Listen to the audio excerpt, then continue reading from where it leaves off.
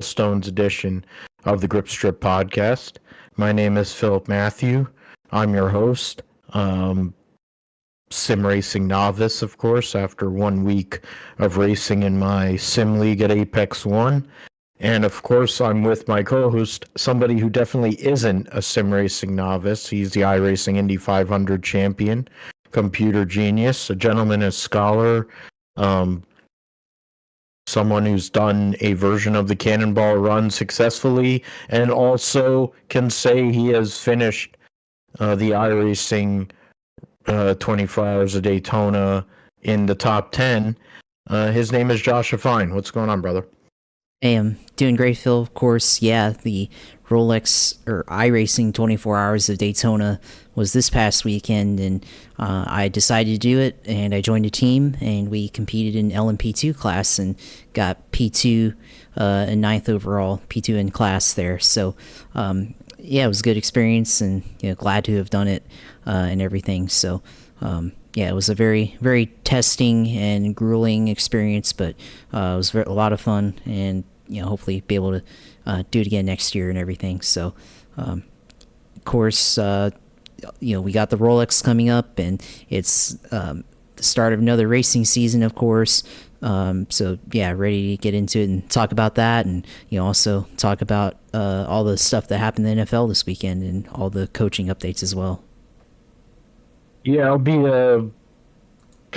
be tight, compact, but there'll be a lot of information going on. We'll talk about divisional round weekend, very interesting, but in a lot of ways, at least three of the teams, I think we could say we expected to get there.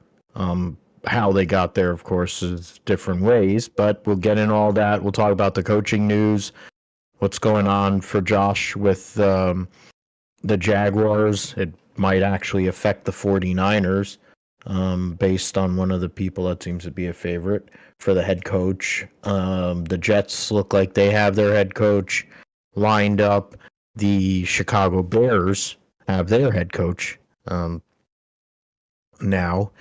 And we'll get in all that. We'll talk about any major news from all three major series.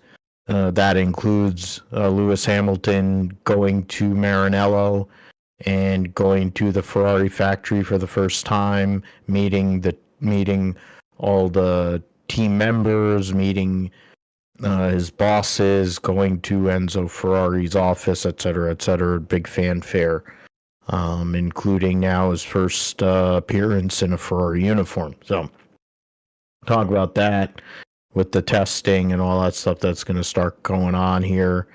NASCAR news with some teams with sponsorships, and then the Clash, what do you call format being announced? IndyCar, there's been various news items, of course. The announced team was put out there last week, but then Will Buxton's already being controversial, so that's always great. But then Michael Cannon, who's like the suitcase Jake of IndyCar, was I think hired by Prema late last year to be their lead engineer or head the engineering department, and he's gone now. So those are some of the news items we'll look at. We'll talk about the Dakar Rally, which saw an American win in one of the classes and Americans fare well in a bunch of the classes. Who won the Chili Bowl for a third time, joining illustrious company. It wasn't as straightforward as it has been in the past, but I guess the best American driver did it again. Supercross at San Diego sees a legend get another victory in what is supposed to be his quote last season, end quote. We will preview Rally Monte Carlo, the first race of a new season. The usual curtain raiser and new cars no hybrid component on the rally on these WRC Rally 1 cars anymore. So they're more power, not as much power per se, but it seems like they're more drivable. And then the Rolex 24 at Daytona, of course, and it'll start this weekend. It'll start on Saturday and it'll end on my birthday, which is the milestone part. Sunday, I'm a man. I'm 40. I'll be 40. I'll be having fun the next few days. So I'm trying to do as much as I can before that. We'll talk about conference championship weekend and how Patrick Mahomes will go and win again because the refs want him to. And they want Taylor Swift in the stands and all that other bullshit. So we'll talk about that and if they'll probably have a rematch against the Eagles or if somehow or another the Washington General Redskin Commanders could make their first Super Bowl since 1991. That would be ridiculous. That was the last time Minnesota had held a Super Bowl before Super Bowl 52. That was the last game of Joe Gibbs's initial run as a head coach. That he won that game and then retired before he came back. So there would be something if Washington were to do that. With a rookie quarterback, no less. Josh will let us know everything going on in iRacing and, of course, how his race went in the iRacing 24. I'll even pop in for a first time, I think, ever in the segment after 250 something episodes and kind of talk about how I wasn't the absolute worst. I was pretty close, but I didn't crash that much. And I wasn't in the way of the leaders when they did come up to me, but I did keep up with the leaders once they did pass me. So we'll call it a day. So let's start, of course, with the NFL divisional round weekend. I don't think we're really surprised what happened with 3 of the 4 games.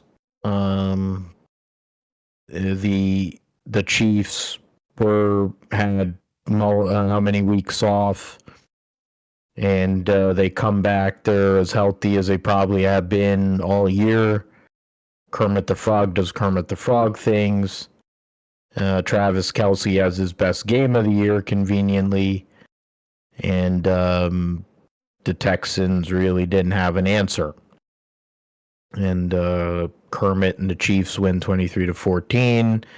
They're thinking about implementing rules for flopping because Patrick Mahomes flops. And the league and the refs seem to always call it because he's the new Tom Brady.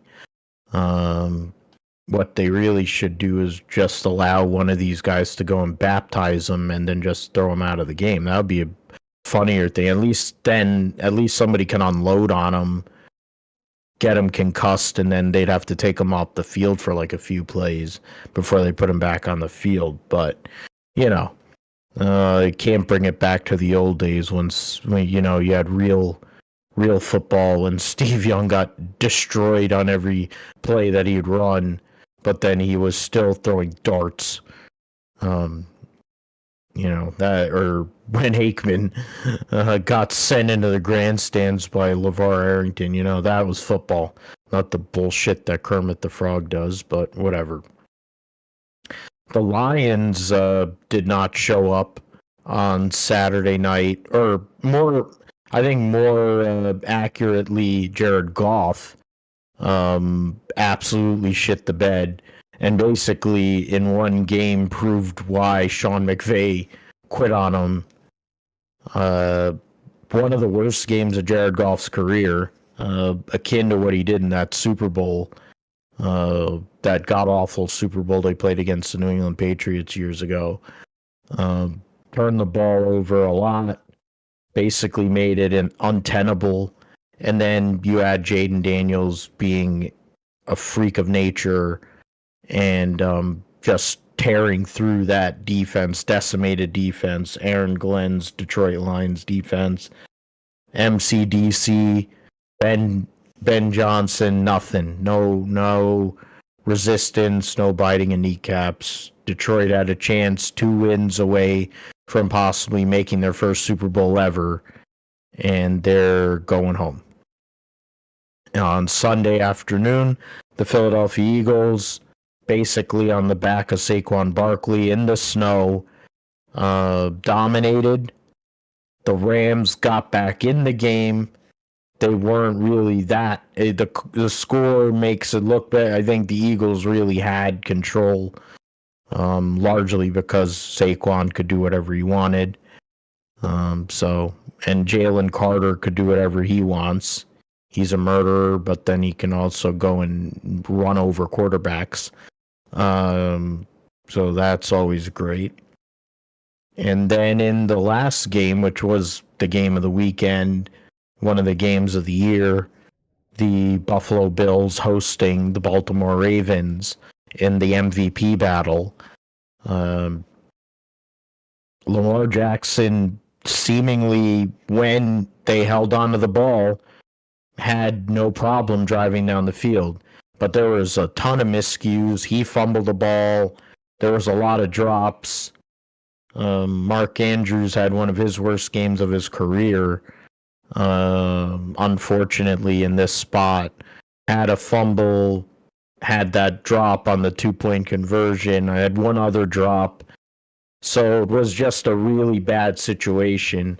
Derrick Henry didn't really do anything in the first half. Came back in the second half, was pretty good. The Buffalo Bills had no answer in the second half. They were nowhere. Really, they were nowhere across the board. They were not prepared. They did not make adjustments, which is a typical Sean McDermott thing. Reminds me of Kyle Shanahan, which is why they couldn't get through the divisional round for how many years in a row. Baltimore probably could have and should have won that game, but Josh Allen did just enough to save the day. And if anything, that's the reason why he should be the MVP, because his coach is an idiot. And Joe Brady, that offense was stagnant. They couldn't do anything. James Cook was kind of contained. He had moments, but he wasn't the same, his usual self. Wide receiver Shakir was able to do some stuff, but he wasn't able to do what he usually does, which is, the yard after catch deal. Coleman, I think, had one big catch, and that was it. Tight ends. So it's like Buffalo was the better team in the first half. They didn't really get as much as they probably wanted out of it. And they were up double digits. And then Baltimore played better in the second half, in theory, but couldn't convert. So in the end, the NFC Championship will have the Philadelphia Eagles hosting the Washington Commanders, a third matchup between the two NFC East rivals. Eagles trying to go back to the Super Bowl for a third time in, the last 7-8 years, something like that. Kermit and the Chiefs for the 100th time in the last 100 years. Or Buffalo for the first time since 1993. For Washington, be first time since 91. And for Buffalo to be 1993, because that was Buffalo's fourth of 4 Super Bowls in a row. 90, 91, 92, 93. So that's a kind of synopsis of all of the games combined. Where do you want to go with this, Josh, in terms of these games? Do we focus on the good in terms of Jaden Daniels and how great he has looked in this playoffs, basically making Adam Peters the executive of the year, and Dan Quinn's going to get a second coach of the year? You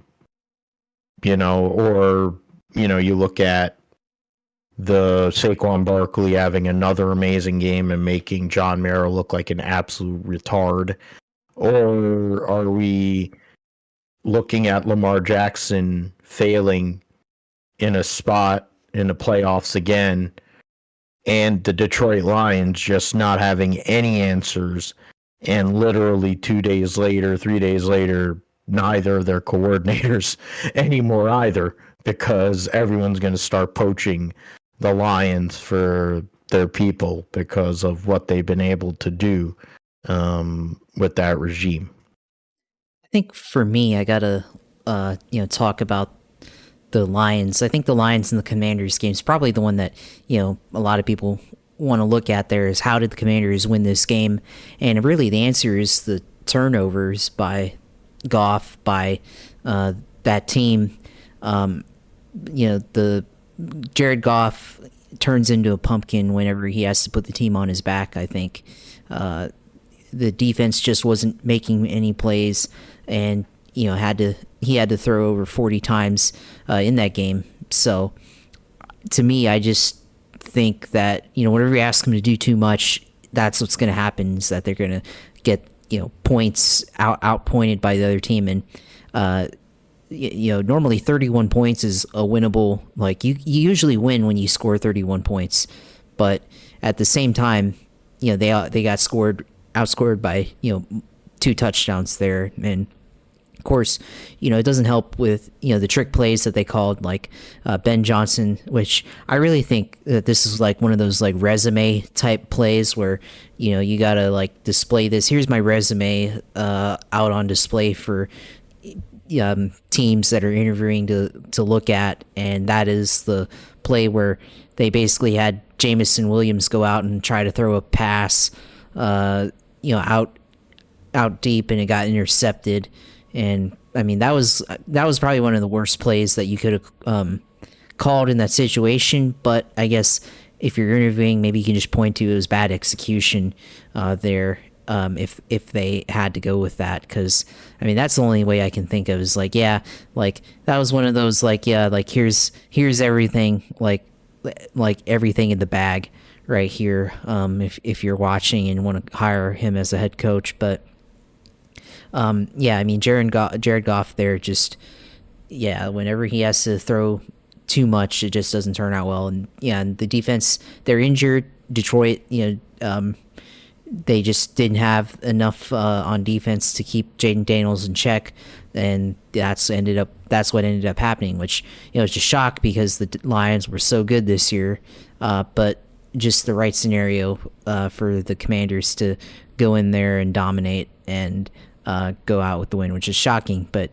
Jaden Daniels, a lot of poise in this, which I read about him this weekend. Apparently, while I guess his last year at LSU, they started doing some like AI VR training with him to speed up his process and speed up practice for him. And apparently he actually uses like an AI, like I guess like this AI VR trainer, whatever that he uses, basically just simulates game speed at 1.75 times the normal game speed. So he's actually learning at a faster rate and practicing, I guess, individually at a faster rate than most people are in the NFL. So that's actually pretty interesting. I didn't know that. And it's kind of like when you're reading. I at least for me, sometimes when I'm watching something, particularly if it's a lecture or something like that. Sometimes if I play it at, speed it up a little bit, sometimes I'm actually able to pay attention more, because, you have to really understand everything and, like process all that information. Sometimes if I play it at the regular speed, get bored and, attention goes away, but, speed it up, learn a little bit more. But I don't know if that's the same thing for Jaden Daniels, but,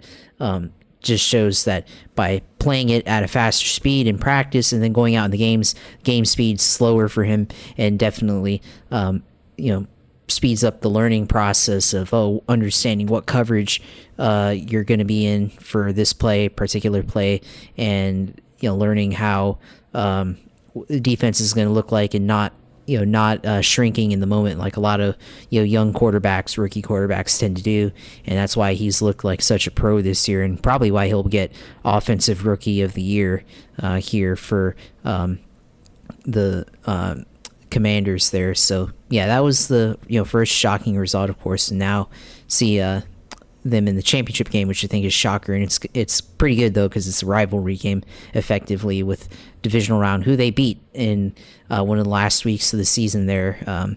The Commanders beating the Eagles there, so in week 17. So yeah, that was pretty interesting to see that there, or week 16 actually, but pretty interesting to see that there. The other games, I mean, not really surprised at the result. The Rams, I mean, I think I kind of overestimated the Rams there and their ability. Obviously, kind of forgot about the elements there. I think that definitely hindered them quite a bit. And then also just the Eagles defense, just how dominant they were in that game. That won the game really. Saquon Barkley as well playing phenomenal. He should be the MVP. Bills, Ravens, kind of went either way. And yeah, the fumbles, the turnovers hurt them. Mark Andrews, of course, a lot of people dogging him on social media, but just critical turnovers there in the second half that I think cost them the game there. The fumble put them behind, which I think they were able to still get a field goal out of that, stopping the Bills, but then they have a chance, they get a touchdown, and then they have a chance to go for 2-point conversion to tie the game, and then he drops the pass. So I don't know if I'd call that. I mean, it was a good play design, but I don't know if you're on the 2-yard line there. I don't know why you just hand it off to Derrick Henry, but maybe they're expecting it because they were, I think, stacking the box. The Bills were on that play. So yeah, disappointing for Lamar, and now questions if he'll ever get to the Super Bowl, which I don't know. That's definitely a tough question to ask there and everything. And then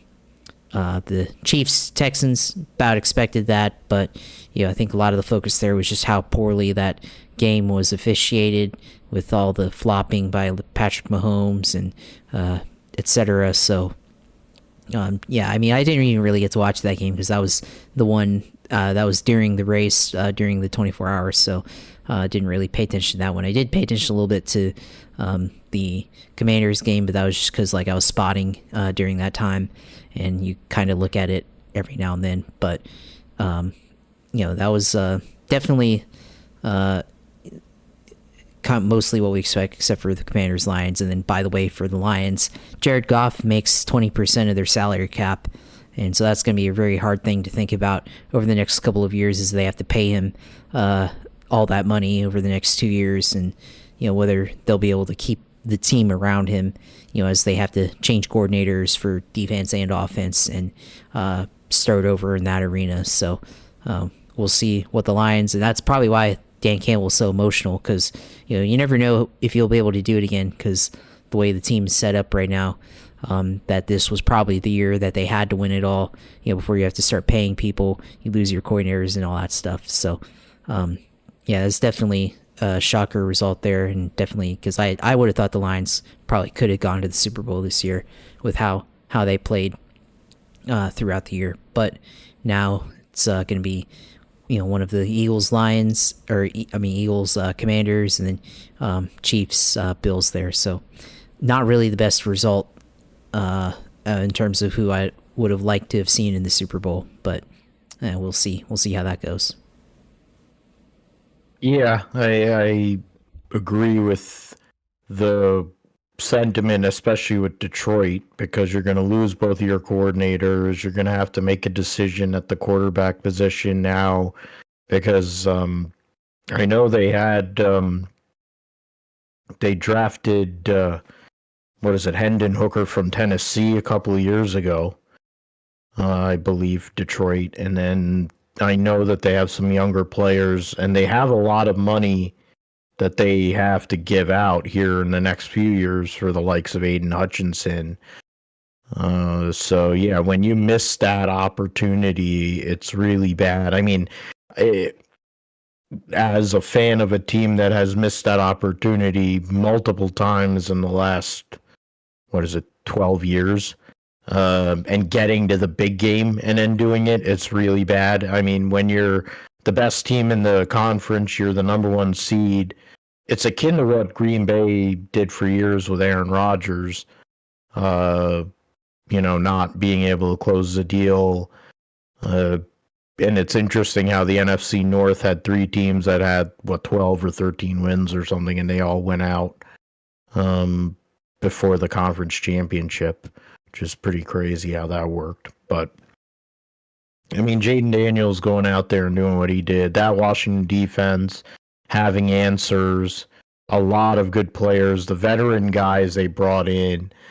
It proves once again why I wish that they would have given Adam Peters a promotion in San Francisco and kept him instead of letting him go, or not letting him go as much as he was given the bag by Josh Harris to go and take over the Commander organization, and he has done a great job with them. When you nail your first pick and that guy is going to be your franchise for the next 10 years, that also helps. Yeah, I mean, Kermit the Frog, it's whatever. I didn't watch that game. I refused on principle to watch that game because I knew that kind of bullshit was going to happen anyways. And so, fuck him and fuck Taylor Swift's boyfriend. I didn't know that Caitlin Clark was one of her friends, but that's convenient. I guess Caitlin Clark has to look like she's a chick for the bit now because of where we're at in society. But in terms of Houston making the playoffs 2 years in a row with D'Amico Ryans and CJ Stroud, that's progress for an organization that was not doing very much before that. So in that division, of course, Josh, knowing that division very well, there's a lot of limbo around the rest of the teams that are in that division. So Houston kind of has a clean path at the moment.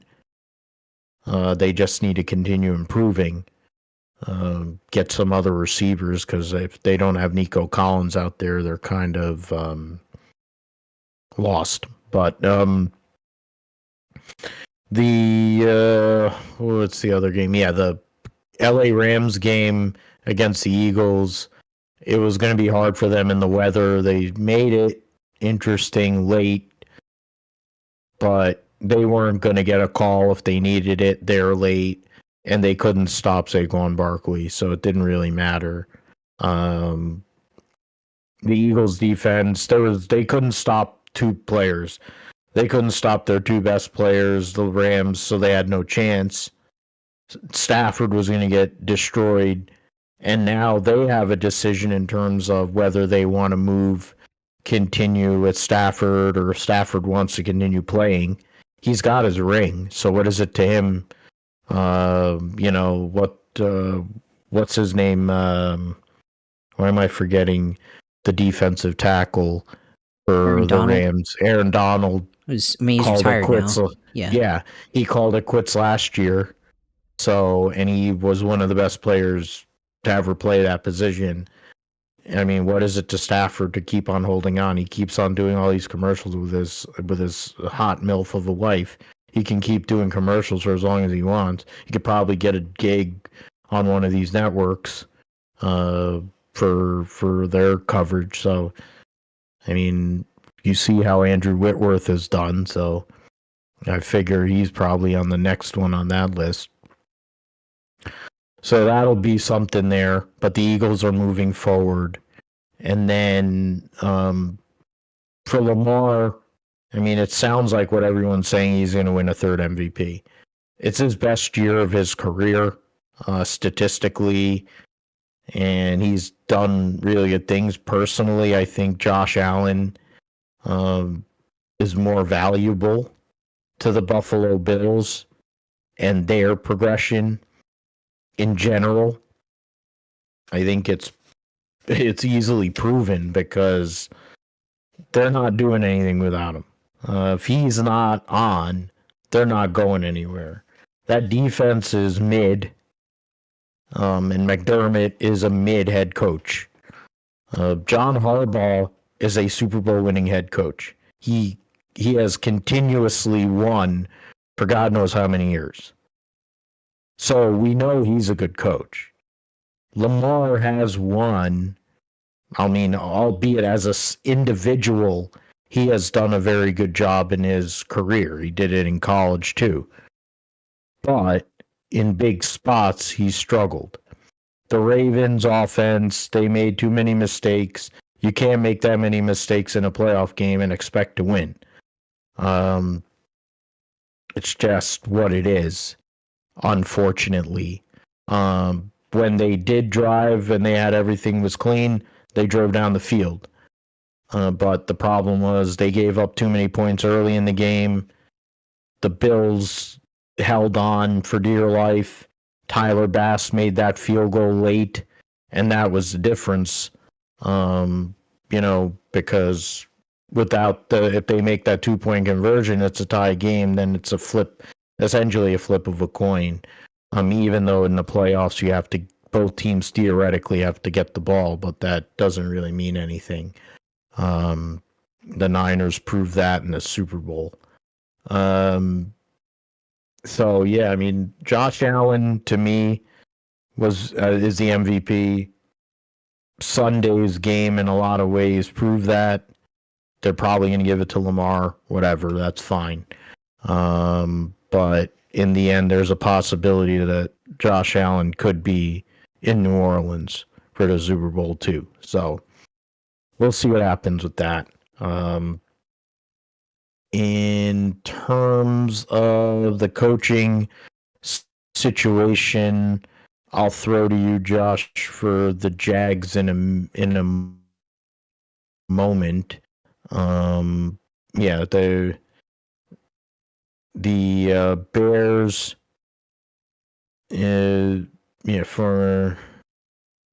That's something. So the Bears were hiring Ben Johnson as their head coach. Kevin O'Connell is getting an extension for the Vikings. Detroit, it looks like, is going to lose Aaron Glenn to the Jets. It seems like. The New England Patriots, of course, they got Vrabel. Now they're going to hire back Josh McDaniels to come back as the offensive coordinator. So bringing the whole crew back. I don't know whom. Oh, so the guy for Tennessee is from Kansas City. And then they hired John Fossil as their special teams coordinator, who's one of the best in the business at that. Lou Anarumo is hired as the new defensive coordinator. Longtime Bengals DC. Jeff Ulbrich is coming down from the Jets to go and work for Atlanta for what's it called? Why am I forgetting? Raheem Morris as their defensive coordinator. We talked about Cleveland's moves. Here's some of these, blah, blah, blah. Those are all moved on. They haven't talked about some returning. They got returning. The Bears are done right now. For the Cowgirls, they interviewed Leslie Frazier and Bob Sala for the Rooney Rule. Kellen Moore and Brian Schottenheimer are the only other they've done so far. The Jags right here, what is it, 5? They've interviewed 10 people. One of them is off the board, so it's 9 guys left. It says second interviews scheduled for Buccaneers offensive coordinator Liam Cohen, Raiders defensive coordinator Patrick Graham, and then Bob Saleh. The Raiders have 8. They've interviewed 8, or interviewed 7, and they're gonna interview Todd Monken, or they're gonna schedule that. Pete Carroll, Aaron Glenn, Vance Joseph, Todd Monken, Ron Rivera, Sala Spagnuolo, and then Brandon Brown's getting a second interview as a Giant for the GM job, the Giants assistant GM. That's a curious one to pick. So Patriots did all that. So in New Orleans has 9 interviews. They've scheduled a second interview with Anthony Weaver and Aaron Glenn. The Jets have interviewed everybody and their mother. Aaron Glenn, it says second interview scheduled is set for an in-person second interview. And so I thought they hired him already. I thought they hired him already. I was under, because they were talking about it on local radio on FAN. And then they have a bunch of guys they interviewed. They didn't bother to. So they interviewed Chris Spielman. They interviewed Thomas Dimitroff. That would have been like a slam dunk in my opinion. But Lou, he's gone. Blah blah blah. Wink Martindale. That's somebody I think that the Niners should call. Why not? He's got one of the best defenses. He knows how to scheme a defense really, really well. Some of these other guys. Oh yeah, they interviewed former corner Deshae Townsend. Passing you for offensive coordinator interviews Nora Pauley. So, all right, so that's some of the coaching and GM people there. But Josh, you have a big part. Your Jaguars have a big part in this because they have a lot of guys. They have a lot of options. And of course, with Trevor, you have a quarterback there. So that's better than some of these other situations. Patriots being one of them. Well, no, Patriots actually do have a quarterback. My bad. The Saints, the Raiders, neither of them have a quarterback. Cowgirls, it's debatable if they really have a quarterback. But what are you thinking here? Aaron Glenn being one of the options, Bob Saleh being another one, going defense this time after possibly going defense this time after having an offensive-minded head coach in Peterson. I guess a lot of the capital that you've invested in recent years has been on that defensive side with Josh Allen and some of the other big picks, for the exception of course, Lawrence and ETN. But what are your thoughts on the coaching search, and where do you think it's going to lead? I think it's probably going to be Liam Cohen from the Buccaneers. They had a virtual interview, and I think they have a in-person interview scheduled. Obviously Ben Johnson going to the Bears, divisional rival for the Lions. So, for me, it speaks to the process, because the process that the Jaguars have, the heat bulky, and Ben Johnson says he was considering the Jaguars, but he didn't like the setup. Well, yeah, there you go. It's the refusal to get rid of this guy, and accepting that. Which, okay, Ben Johnson, we'll see how he does in Chicago, because I wasn't sure that was a great job either, but obviously he liked it better, and he said he didn't like the setup in Jacksonville. So I mean, there you go, and we'll see Liam Cohen what the interview is, how that goes, and if he's willing to take the job and everything, and then we'll see if he gets fired in a year because they weren't able to make it work. But I mean, I think he's a good coach. I mean, he made Baker Mayfield look good again. Mayfield left the Browns and got practice squatted onto the Rams and then revived his career there, but went to the Bucks, and now he's actually really good, and obviously helped you to a fantasy title this year. So I mean, I think he's a really good coach, and maybe he's the guy. I mean, I've read that online that Trevor's camp is very pro Liam Cohen, like extremely pro Liam Cohen. So I don't know. I mean, it could be interesting to see if he's the guy. I mean, they could go Robert Saleh as well. I wouldn't mind him, but I mean, it's just going to be interesting to see what how they're able to navigate this with Balky seemingly staying on.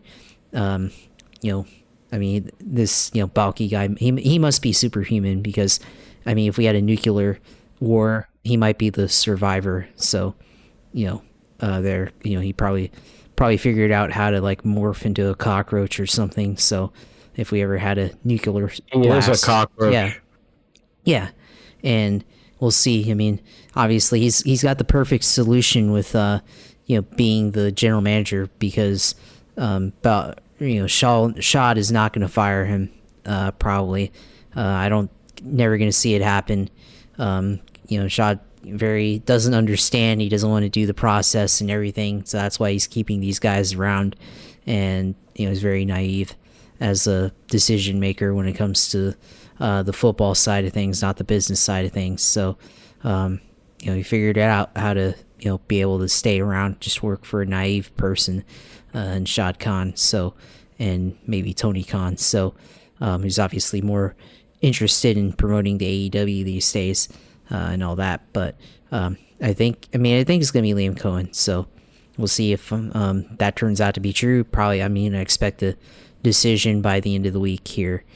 So we'll see what happens. But I mean, yeah, I no idea who the coordinators would be on defense or what direction that they would go in. But I mean, I don't really care who's like the whether they're offensive or defensive guy. They need to be a culture builder and a leader of people, and or a leader of men. So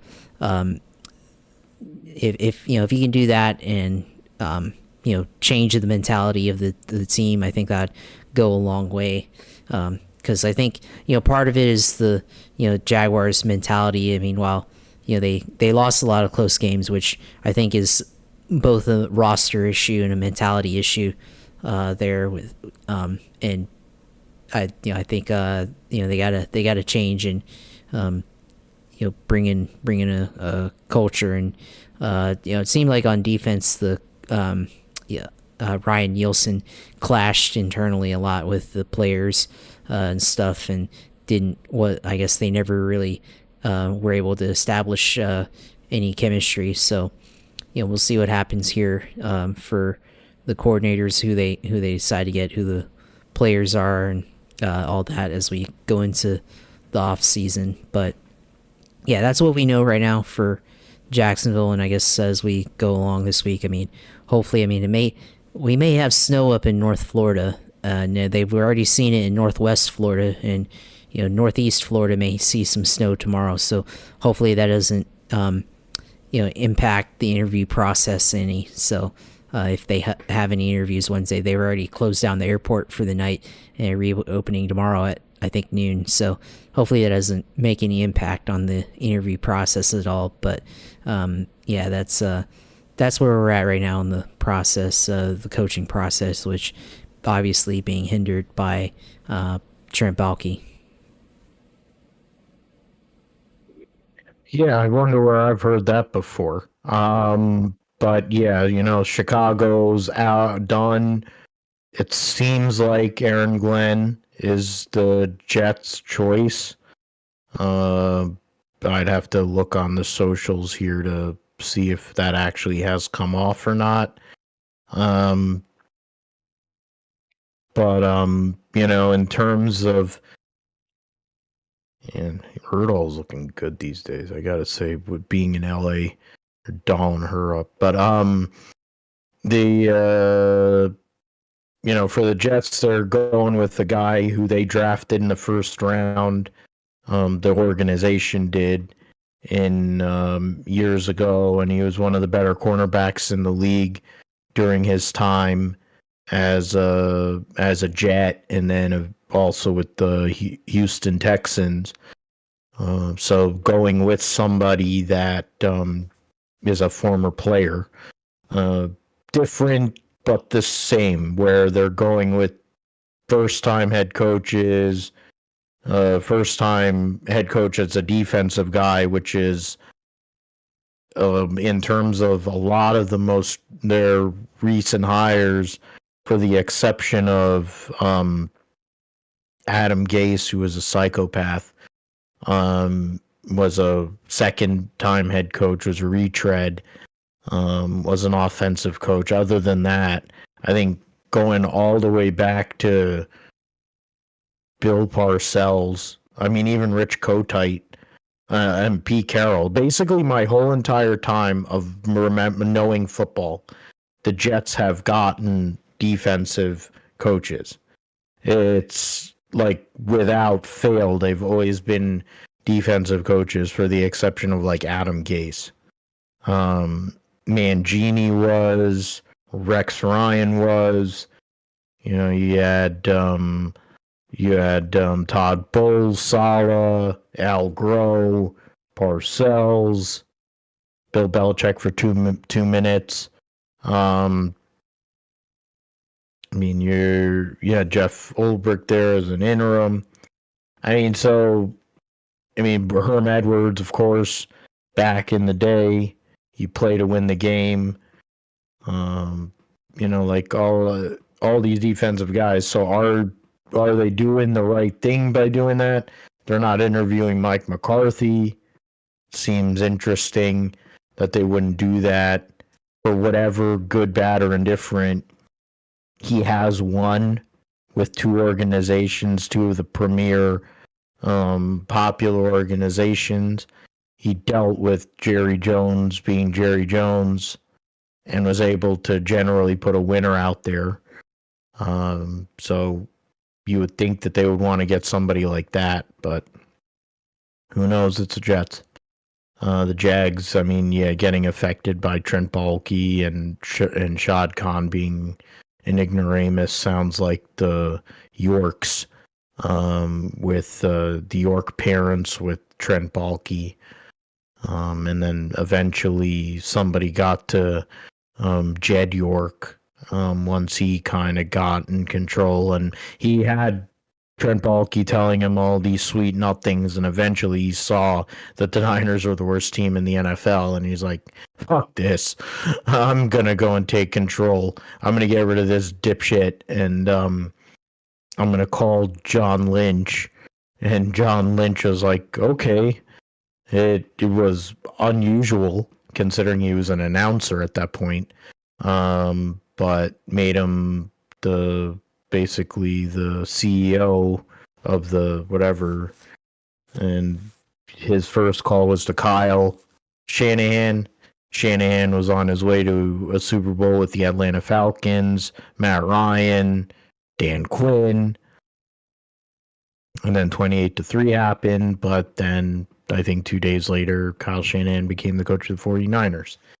And here we sit, what was that, 8 years later. So, we got some of these, yeah, I'm trying to think who else. Yeah, the Cowgirls, who knows what the hell they're gonna do. The Raiders, who knows what the hell they're gonna do. New Orleans Saints, yeah, whatever. Really, I think it's the Jets and the Jaguars at this point are the ones that kind of have a bit of intrigue because of the talent that the Jets have, the Jags having Trevor, and a lot of young, talented players as well. So those are the two teams that I think there's actually potential if you go in there and can, set a culture like you said, Josh. Go and move on to NASCAR. The main thing, the Clash, which is they announced the format, which essentially I think is the same format they've had for the last couple of years at the Coliseum. I don't see anything really different. They're always they're gonna have 3 practice groups, each group 3 sessions. Each competitor's fastest lap time from their final practice session will determine the starting lineup. They'll have 4 heat races. Everything is green flag only. Top 5 from each heat race, so it's same as that. Last chance top 2 in the LCQ advance, and then the last driver to make it in will be the best driver in points last year who didn't qualify into the Clash. So essentially, the Joey Logano starts the race, knows he will start the race no matter what as the defending series champion. And then you have 22 other drivers that will go and make the show. You have Burt Myers of the Myers family, Chocolate Myers, all that. Burt Myers, who's won at Bowman Gray multiple modified championships against Tim Brown, runs Southern Modifieds. He's going to be racing the 50 car, what used to be woman beater Mayweather's car. Now it's the Amerivets team. So they're going to put in an entry to try and make the show there. To make the main event, you have Tim Brown that driving for Rick Ware. Then you have Garrett Smithley, who's going to run for Route 66 or Team 66 or whatever the hell. The new what has been MBM Motorsports Garage 66. There you go. Got it on the third try. Let's see. Rush Truck Center is adding yet the next example of a former Stewart Haas sponsor ending up on Gagson's 4 car. Rebel Bourbon will be on Quail's 8 car for I don't know how many races.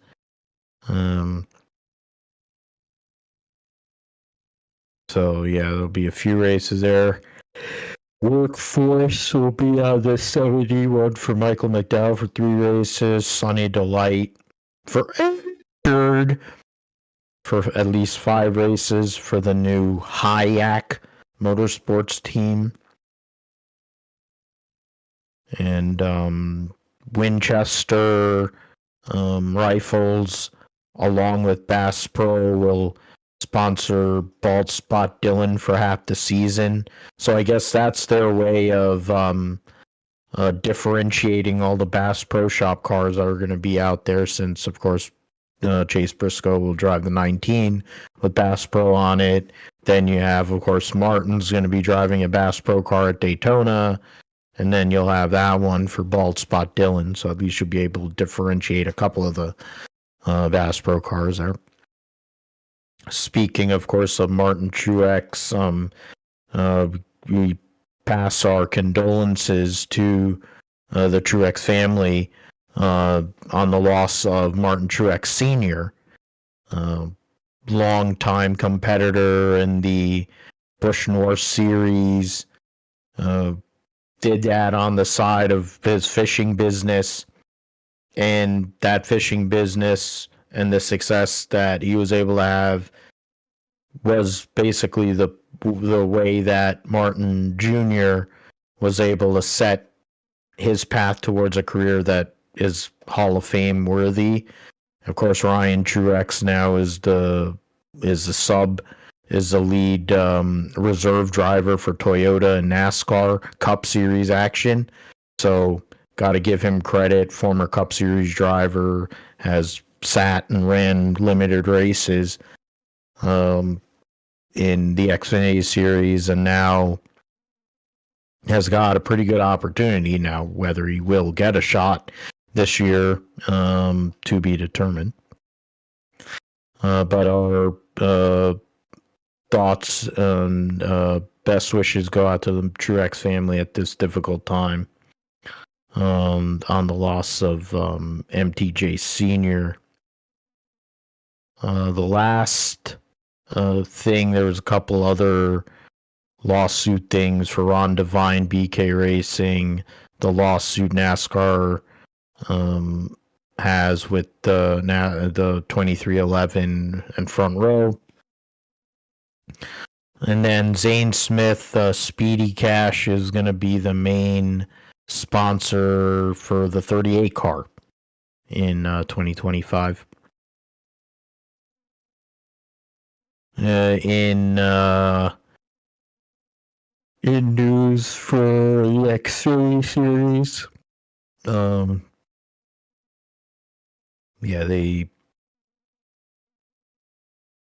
NASCAR announced their new channel on Tubi, which is a Fox thing. LeBay, Emmerling, Leet, Split, SS Greenlight 07. Okay. D Burrito 99, Viking, Chevy. Yeah, we knew that. Friends of Jacqueline Foundation sponsor Sheldon Creed and the double zero car. So that'll be it's a nice looking car. Harrison Burton driving the number 25 for AM Racing this year. We'll have dead on tools for 10 of those races. Austin Green, son of David Green, former Xfinity Series champion, will run a limited schedule in the third Jordan Anderson car. Brad Perez running 4 races for Alpha Prime, on the road courses. And then an organizational text based on the article on J-Ski for Xfinity and the truck teams, which they still haven't edited. So tells you all you need to know. Nothing in the truck series there. The format for the Clash hasn't really changed. It's just the location. Kyle Larson.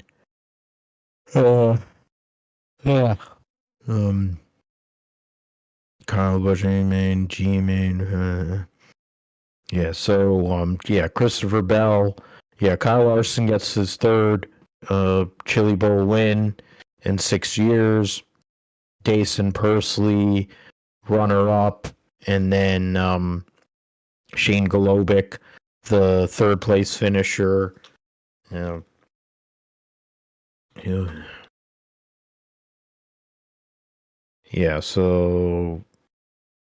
the Chili Bowl, and then Ryan Bernal, Landon Brooks, your top 5. Buddy Kofoid was 6th. Logan Seavey, former winner, 7th. Gavin Miller, Emerson Axum, and then Christopher Bell. Corey Day, who's a Hendrick development driver, 11th. Cannon McIntosh, 14th. Tyler Courtney, Sunshine, 15th. Justin Grant, 18th. Corbin Ruschenberg, who had everything but the lottery, in his prelim night, finished 20th after getting into it. Brenham Crouch.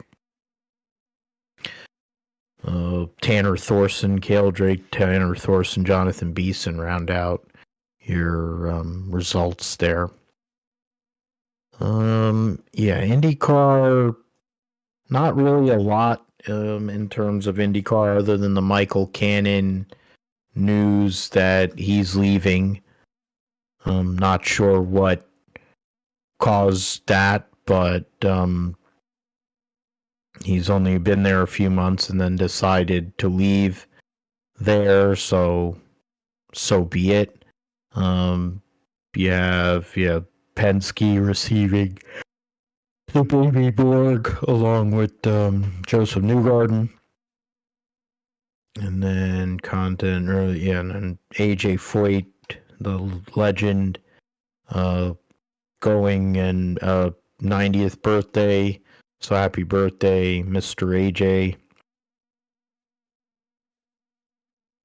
So that's IndyCar news. Other than James Hinchcliffe will be driving the Enduros for FAF Motorsports and their Lamborghini in GTD Pro. So there's that.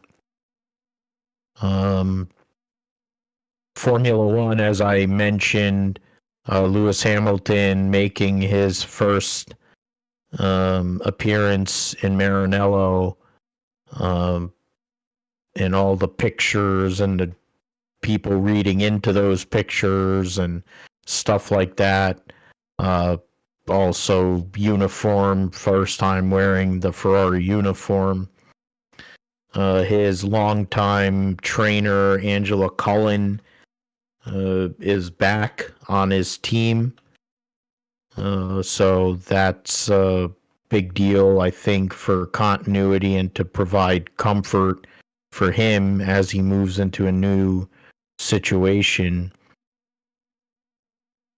So that's really cool.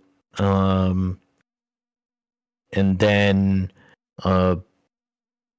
Haas becomes the first ever team to have a lead race engineer, a female race engineer. Laura Muller will be Esteban Ocon's race engineer. So credit to Haas for their forward thinking in that sense. After that, there's nothing that I really see in terms of major news items. Hungaroring. Oh, okay, yeah. Alessandro Luni Bravi leave as Sauber, but that was from a week ago or two. So those are the news items. I don't know. Was there anything amongst all that stuff that stood out to you, Josh? Or No. I mean, that's still kind of in the off-season mode, and everything. And, you talk about, Kyle Larson winning the Chili Bowl, which is pretty crazy. I mean, I saw highlights of that and crashing out almost and still managing to win, which, a lot of people, there is some discourse, I think, online about how he won it, or should he have been allowed to, I guess, win it based on how, all that went down and everything. And they, I guess, kind of saved him in a way of, with how he was able to keep going. But yeah, I mean, that was definitely a crazy win there in the Chili Bowl. And then I don't know, did we mention last week Will Buxton, or this week Will Buxton joining Fox, which I think that's a pretty good move there. So I thought we did yeah. last episode. Yeah. But we can talk about it more here. No, I mean, yeah, that was I think we did, but yeah, I still, as you read more about his move to Fox there, I think that's going to be a great hire there for IndyCar. And I think he's definitely a perfect successor to Lee Diffie, calling the races full time for IndyCar for sure. Sorry, just storing that number of somebody I've been talking to on one of the apps. So, for what do you call, for Will Buxton, he has shoes to fill, but it's somebody he's familiar with, and I'm sure Lee Diffie's willing to help him. There's other guys like Bob Varsha, then Paul Page. I mean, going back a while, that'd probably be willing to help him as well. But they're not that far away from having a call. I mean, they're about a month or 5 weeks away. So still haven't figured out who the pit road people are going to be. So we'll see what happens with that. Morty went through the Chili Bowl, so that's fine. The Dakar Rally ended last week on Friday, and the classifications in terms of the in the rally in the car category saw Yazid Al Rahi get his first win in the Dakar, and he's the first driver to win the Dakar in his own home country. So credit to him. Toyota Hilux 1-2 there with Hank Latigan finishing 357 behind him.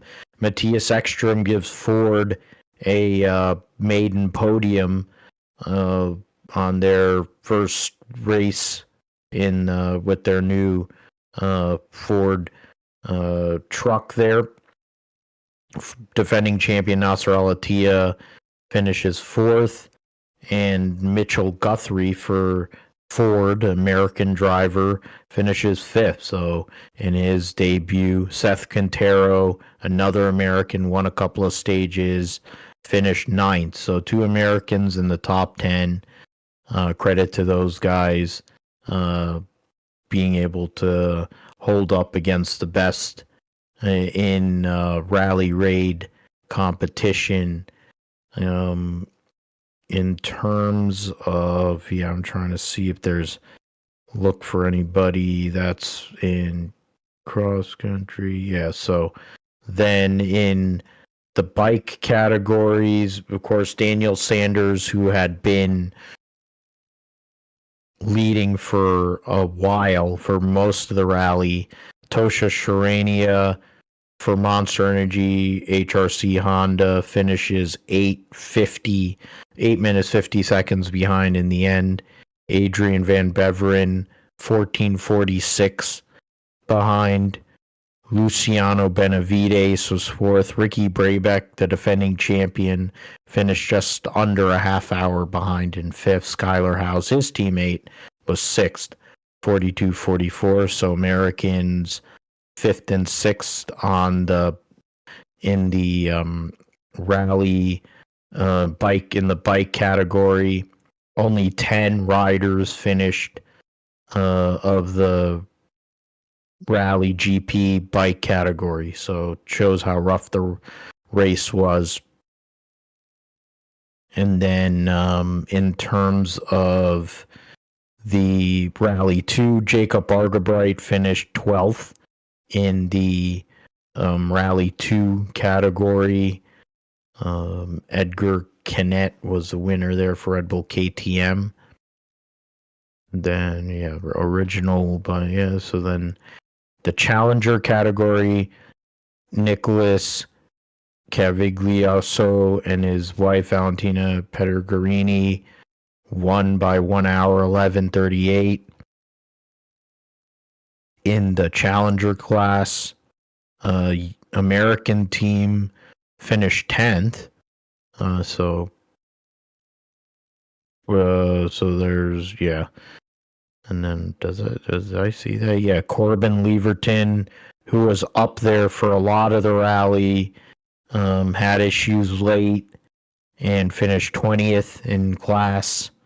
So he was somebody that was looking at a good result, and then late in the rally it went sideways for him. So that's the challenger category. In SSV, Brock Hager and Max Eddy for the Sebastian Loeb racing team won by over 2 hours, and they really had the race won after the first week. They just were, doing what they needed to do to manage that gap. In terms of, Hunter Miller, Andrew Short finished 10th in class. And then scrolling further down, Sarah Price and Sean Berriman finished 27th, but they won multiple stages. So credit to Sarah Price, who's one of my crushes and an absolute beast behind the wheel of any race car. So yeah, that's the Dakar.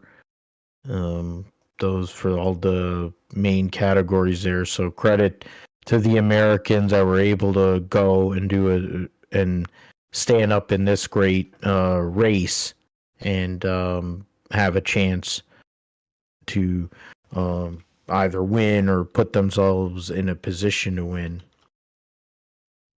Last week for Supercross, they were at San Diego. This coming weekend will be Anaheim 2. So we'll go to San Diego Snapdragon Stadium. They don't use it anymore. Of course, that's where the Chargers used to play. They still should be playing there, to be fair. In the 250 main event, Julian Beaumer gets the win over Jordan Smith and Hayden Deegan. So KTM over Triumph over Yamaha. Cole Davies, Yamaha rider, 4th. Ryder DiFrancesco for Gas was 5th.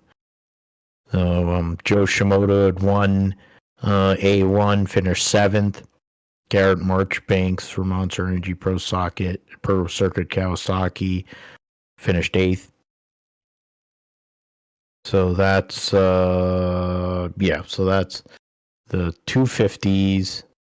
We'll get into the points. The 250 West points. Julian Beaumer is the points leader by 5 over Jordan Smith. Joe Shimoda is 3rd. Is 7 points behind. Hayden Deegan is 10 points out in 4th. Ryder DiFrancesco 12 points back in 5th. And then in the 450 main event, as I mentioned, Eli Tomac gets the victory. Broke a record, I believe, for wins at San Diego. Beat Jet Lawrence by 1.5 seconds, the defending series champion. Cooper Webb got the whole shot and ran off early in the race. Tomac's teammate, former multiple-time champion, and Cooper Webb. Ken Roczen was 4th, and Hunter Lawrence was 5th. Chase Sexton finished 6th. Malcolm Stewart, after having a brutal A1, was able to recover, finish 7th in this main event here. Justin Barsha finishes 8th. Dylan Ferrandis, Joey Savacci rounding out the top 10. Jorge Prado and Jason Anderson 12th and 13th. Benny Bloss on the Beta, his teammate. Mitchell Oldenburg 16th and 19th. And Aaron Plessinger DNF'd out of the race there. The point standings heading to A2, Eli Tomac has a 1-point lead on Chase Sexton, 2-point lead on Ken Roczen. Cooper Webb is 4th, 4 points behind there. And then Jet Lawrence right now is 5th, 10 points back. Barsha 12 points back in 6th. And then goes down 1 point apiece all the way down to Justin Cooper in 10th. So very close still, 2 races into the season. Plenty to play for. We'll see what happens at A2 next week. The Rally Monte Carlo is coming up, of course, for WRC. 10 drivers will be competing in the Rally 1 category.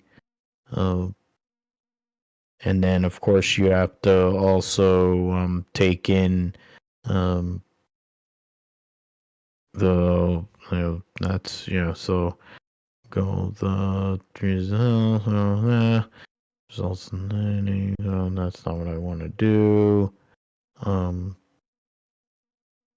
Trying to get the information that I want for that's not what I want from live timing update download. Okay, there you go. That's what I wanted. All right, so entry list. You have Thierry Neuville taking the number 1 on his car instead of his usual number 11. And 10 cars will run out of the Rally 1 category, as I said.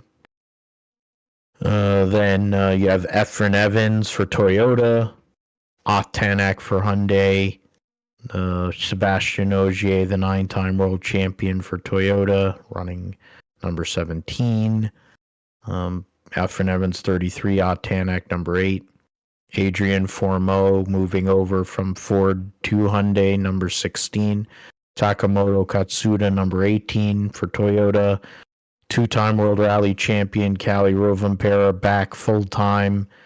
Will drive his usual number 6-9 there. And he's running for manufacturer's points along with Ogier and Evans. Hyundai only has 3, so they can go and put, or no, they have 5 and they're running 4 there. So actually, Sami Pajari is going to also run for manufacturer points. So that's interesting. Not Katsuda, the rookie Sami Pajari there, number 5. Gregoire Munster for M Sport Ford, number 13. Josh McElrain for M Sport will run the number 55. Then in Rally 2 is a deep field here. Oliver Solberg will be driving for Toyota. Gus Greensmith will be driving a Skoda, former Rally 1 driver. Looking through some of these other names, seeing if there's anybody familiar to me at least. Not that nobody that I see. Trying to look for the Iron Dames team because they're listing it by the driver. They don't have the team there. That's Rally 5, Rally 4, Rally 3, whatever that is. So Nicola, yeah. No, don't really see anybody there. So, alrighty. So that's Rally. We went through Rally 1, Rally 2. I have to go and figure out where the Iron Dames are there. So we can move on to the Rolex 24 at Daytona. There will be, what is it, 60? Is that what it is? How many cars? It'll be 61. 61 entries for this weekend's event. Gonna have 12 in the GTP category. 4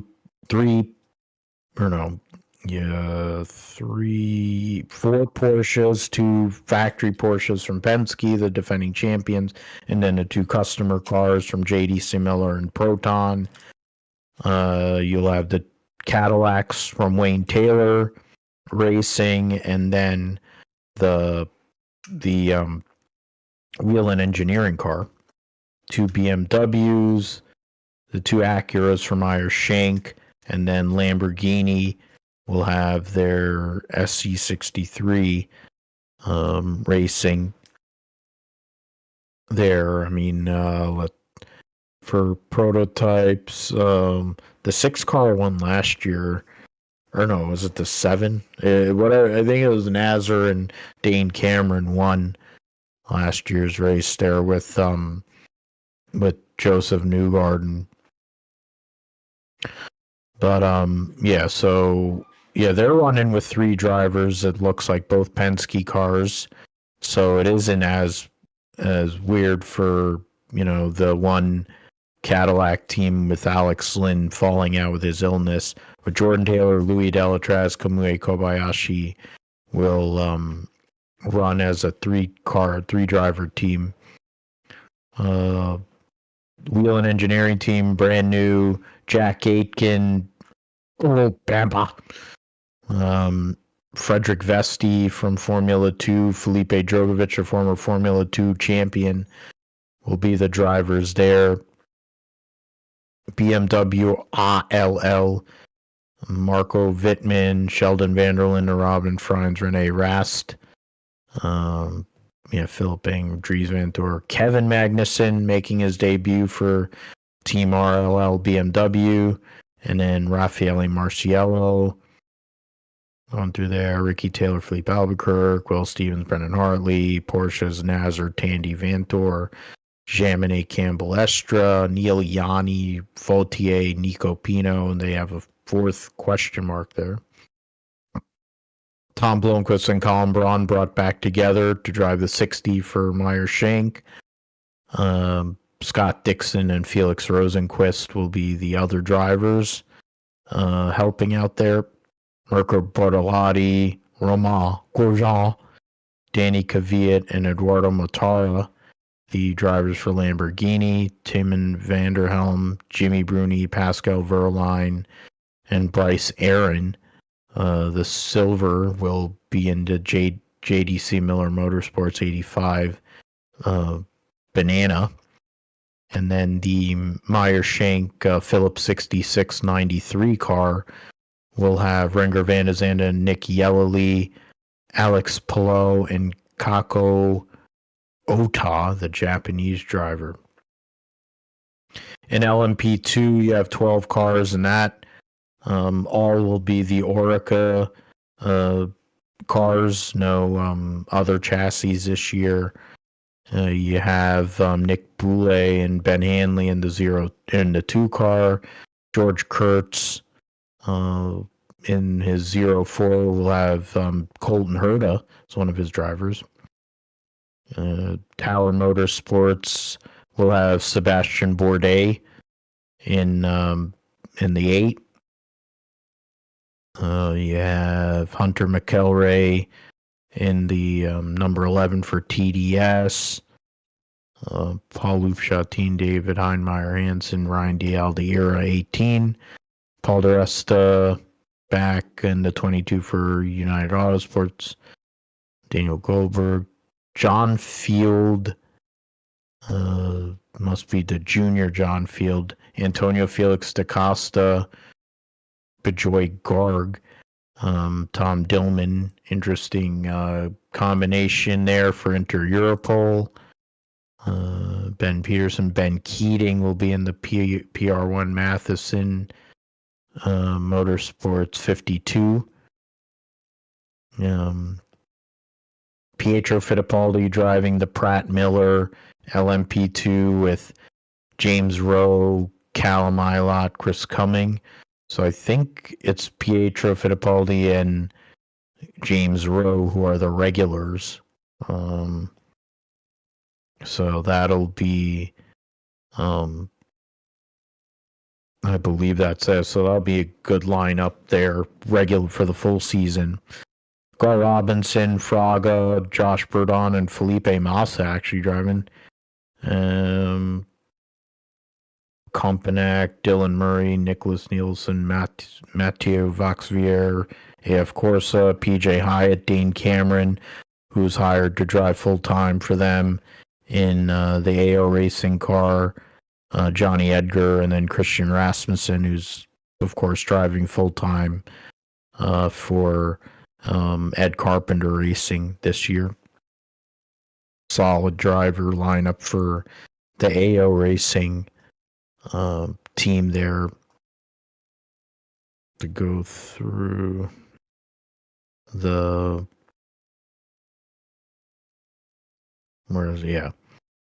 So then for the GTD Pro, we have 12, 15, 4, 8, 12, 15 cars in that category. Madison Snow, Neil Verhagen, Connor D. Filippi, Kelvin Vanderlinde, the one for Paul Miller Racing, Antonio Garcia, Alexander Sims, Daniel Juncadella, Corvette, Tommy Milner, Nicky Casper, Nico Verone. Usual suspects, really. Proton Competition, Richard Leitz, their usual, Thomas Preining, both are their usual drivers. Porsche Factory, Lexus, Vassar Sullivan will have Townsend Bell. So the two analysts for Fox will be racing each other in the GTD Pro category. Kyle Kirkwood will also be in that. Vassar Sullivan, Lexus, Aaron Telitz. Have Augusto Farfus, Jesse Krohn driving that 48 for Paul Miller. Rockenfeller, Sebastian Prio, and then Gumby Cindric will be in the 64 Ford Mustang for Multimatic. All European group there in the 65. Luca Stoltz, Maxime Martin, Fabian Scherl, for the Get Speed Bartone 69 AMG. Engel, Gunan, Grenier, Kenny Abel, and the Sun Energy 75 car. Lauren Heinrich, Klaus Bachler, and Eliseo Piccarello in the Rexy Porsche. Davide Rigo and Miguel Molina amongst the driver lineup for Dragon Speed Ferrari. The one that people will be watching, I would think, is the number 91 Trackhouse by TF Sport Corvette, which Ben Keating will also drive that car along with Connor Zilich. So quite possibly the oldest and the youngest drivers in this race together. And then the two Kiwis who raced against each other for many years in the Supercars Championship, Scott McLaughlin and Shane Van Gisbergen, will be teammates in the Corvette there. So that'll be interesting for those guys. The GTD category has the biggest field amongst them. They have 22 cars in that field. So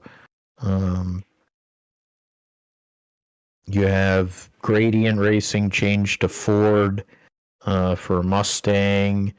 You have Magnus Racing on what's possibly their last race for a while. Andy Lally, it'll be his last race, he says, of his career before he takes over as the president of the SCCA Trans Am.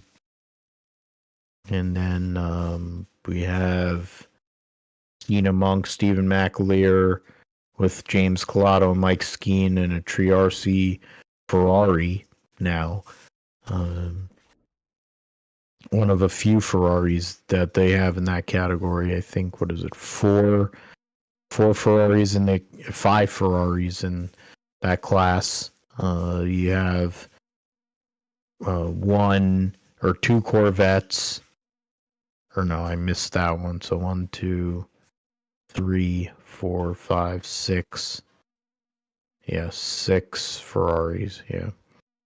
And then a couple of Astons, a couple of Lambos, a couple of Mercedes.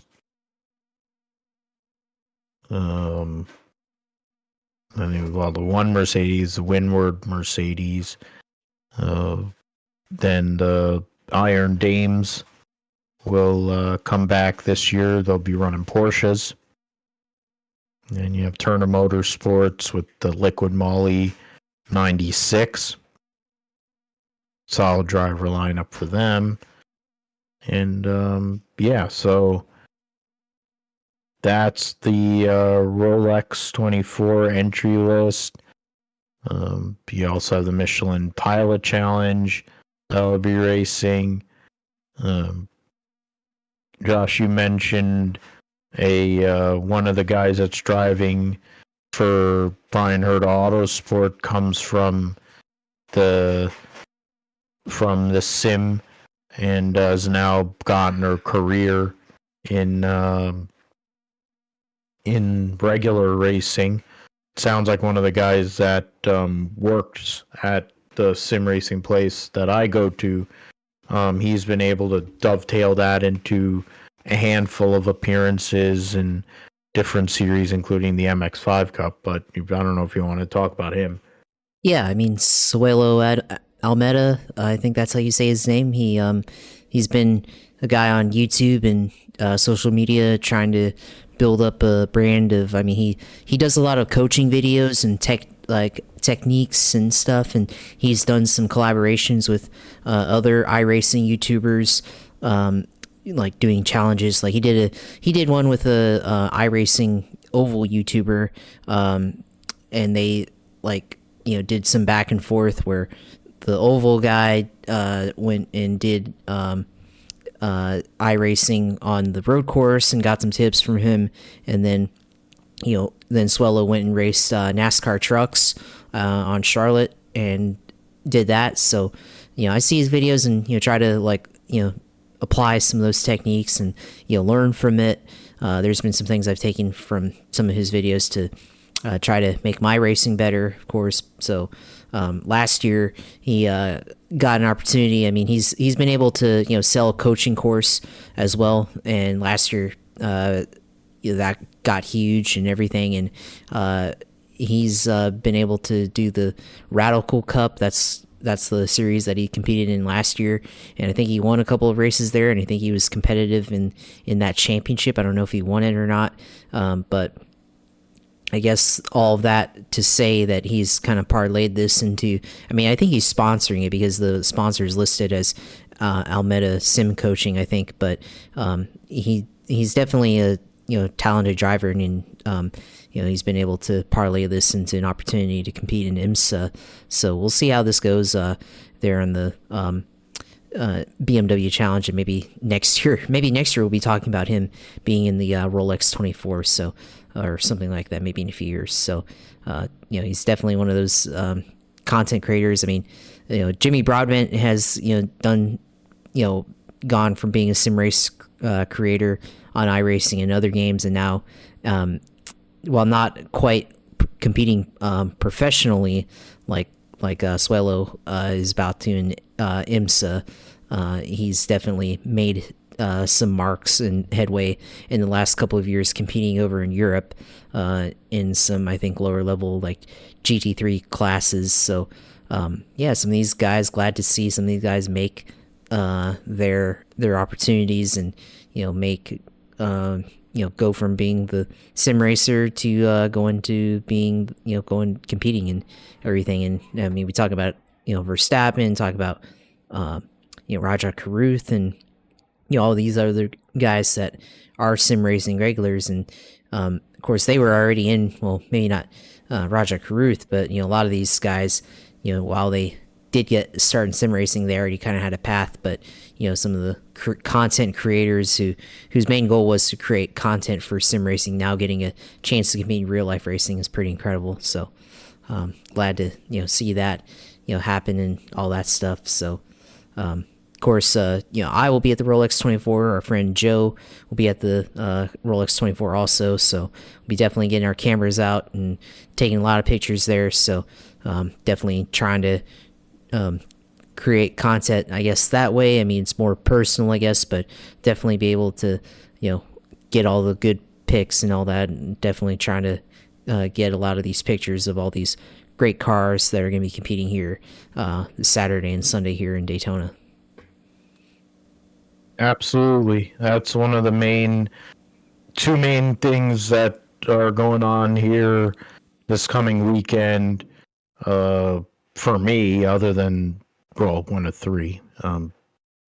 Birthday weekend being the other one, but you have the Rolex, you have what we're going to talk about now, championship weekend for football for the NFL. Who's going to make it to the Super Bowl? Who's going to make it to New Orleans in a couple of weeks' time? That is a great question. You're going to have the NFC Championship first, battle between Washington and Philadelphia. And, I mean, they know each other. It's a third matchup here between these two teams. You have these players that are playing at a very high level. Barkley has not been in a spot to be in a championship situation in a while. Philadelphia, of course, made the Super Bowl a couple years back, 2 years ago, I think.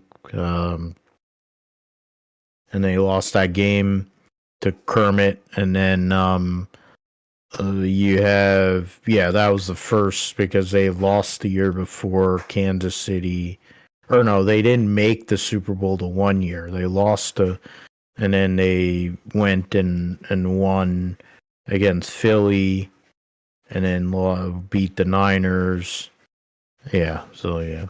Okay, so NFC Championship game, Philly trying to go back again versus a Commander team and franchise that I mentioned has not made the big game since 1991, the 91 season when Joe Gibbs was the coach and Mark Rippon was their quarterback. Mark Rippon, who once upon a time owned a NASCAR team with Greg Pollux to the number 23 car that was the Bear sponsored car, and then eventually the John Deere sponsor for Chad Little. And Joe Gibbs was that was the last game he had coached. So Jaden Daniels has played at a very high level. But Jalen Carter's playing at a very high level too. It's the unmovable, and you have, of course,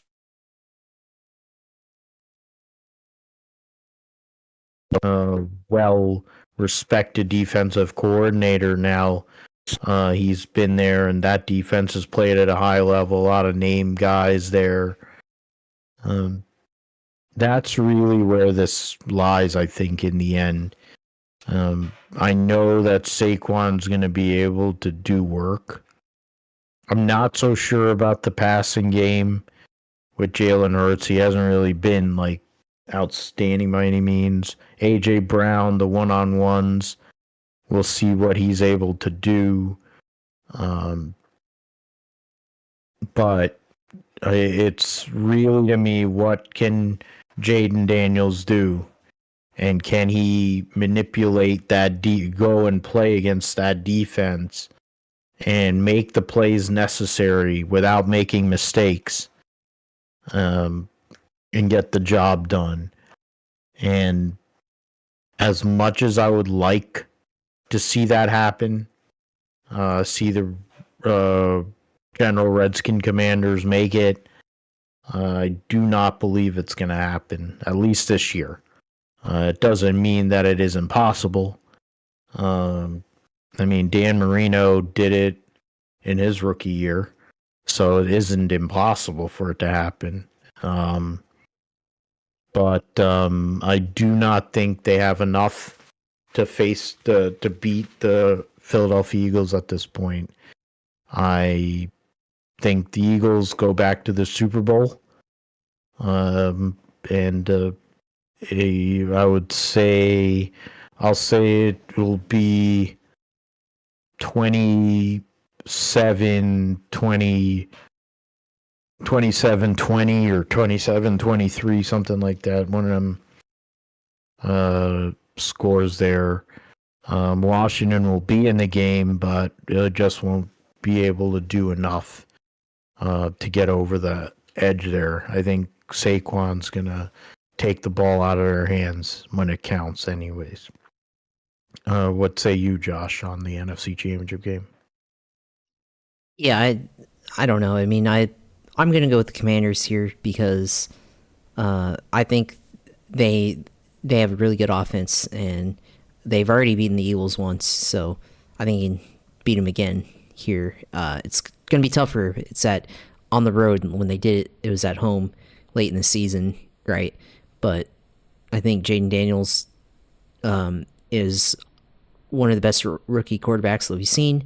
So I think he can come in here to Philadelphia and light them up on defense. It's going to be tough because defense for Philly's been really tough this year, and we saw they played against the Rams there, and the defense for the Commanders, I don't know, not quite as good as maybe what the Eagles are on defense. So, will they be able to stop Saquon? I think that's definitely part of it as well. So, yeah, for me, I think I'm gonna just go with the ride with the vibes, ride with Dale Jr. here, pick the Commanders and go into the Super Bowl as should be a shocker because it's basically just this is supposed to be year one of their rebuild, right after years of turmoil, but now Dan Quinn could potentially go back to the Super Bowl, maybe redeem himself for what happened in 2016 with the 2016 season postseason with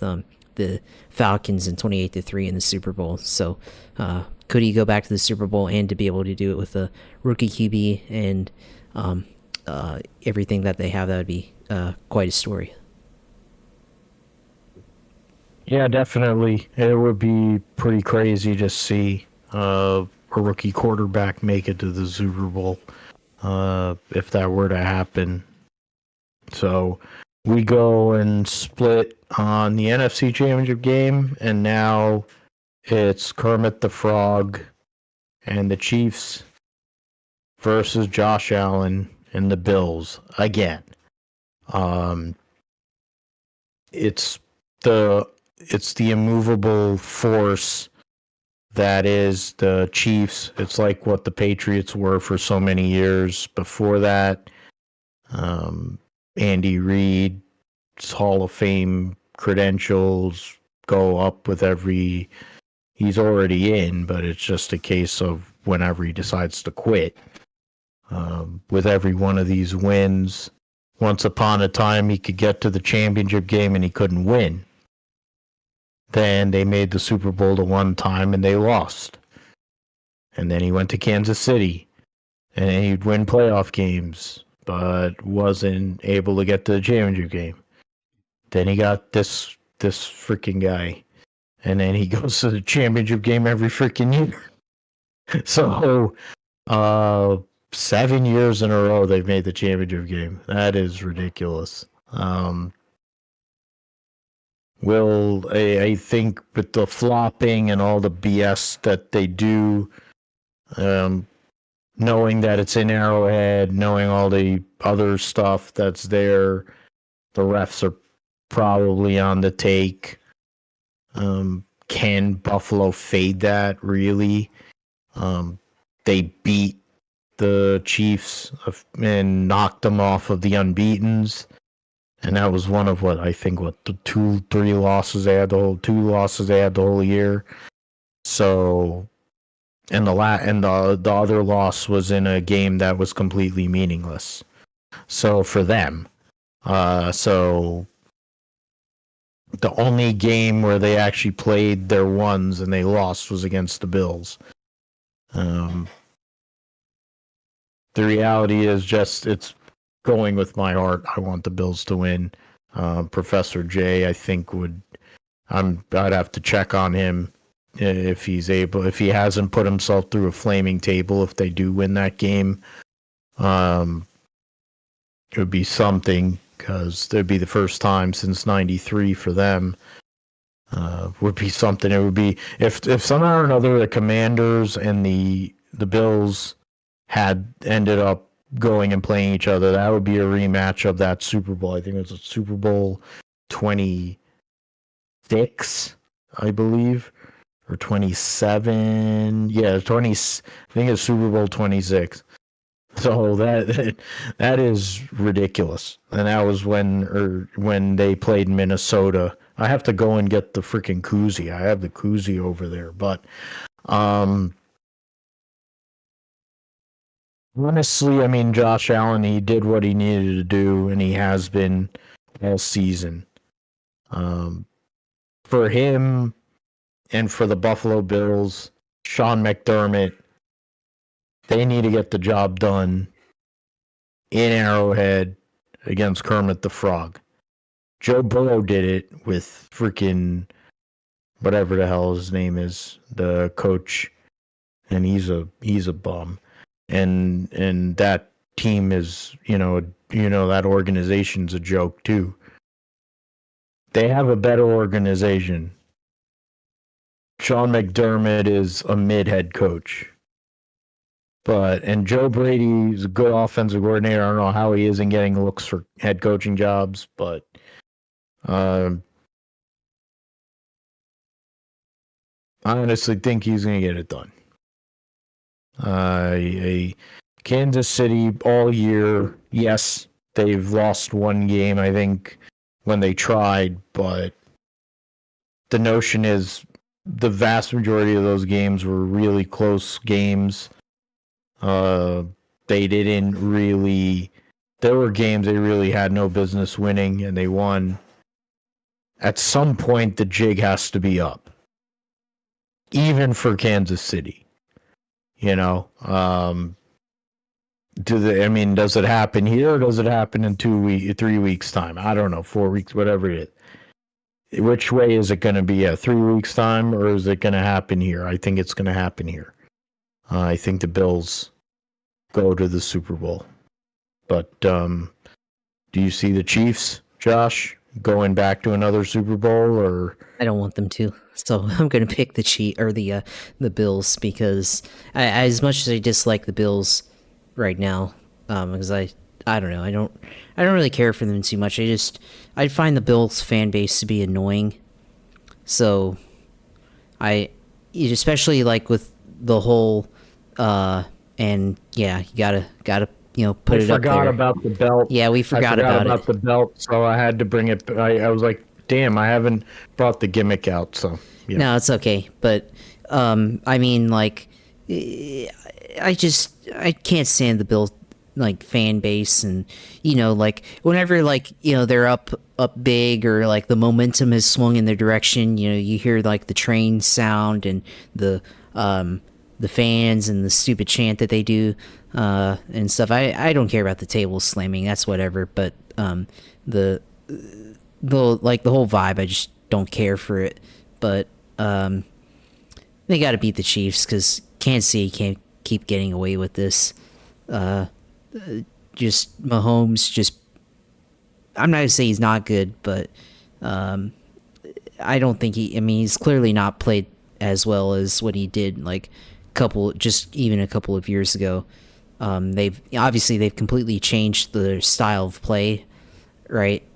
And they're definitely a more of a ball control team now and a defensive team right now, but they can't keep winning this, and it's gonna be too easy of a setup if they do, because they've literally been 5 seconds after they won the Super Bowl, they're like, oh, can you go 3 in a row?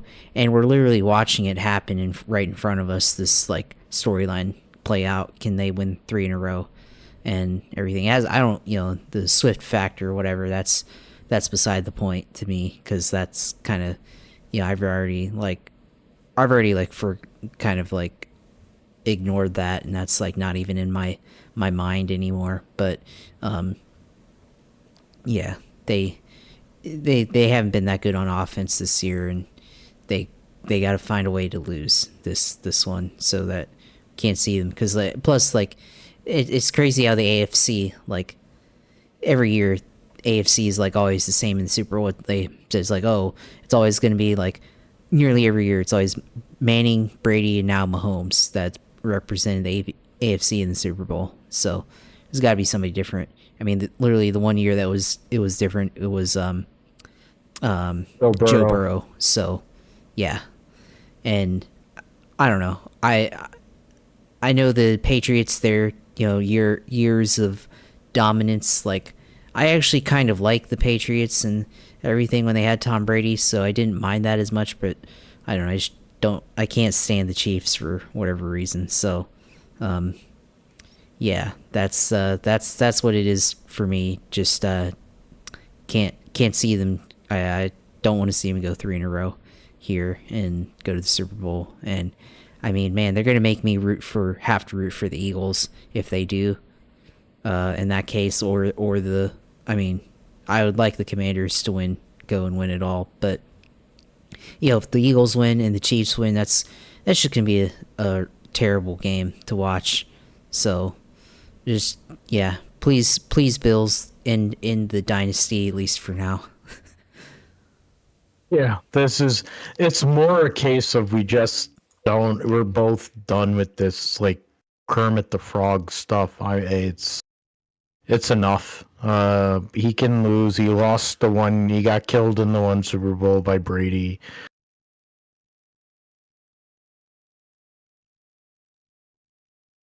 Yeah. Get it? The way the league is, the way that Goodell wants it. He wants Kansas City winning. That's fine. But not this week.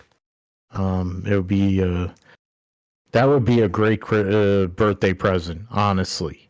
To watch Patrick Mahomes have to walk off his field, not winning that game. That would be fun.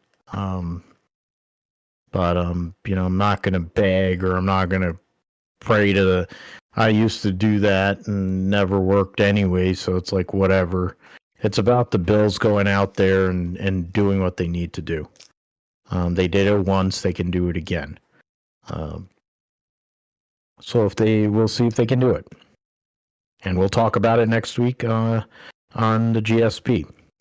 So let's move forward. Let's talk about. Let's hear about your iRacing 24 hours, Josh, and how your experience driving an LMP2 and all that, and everything else going on in the world of iRacing gaming and the sim segment.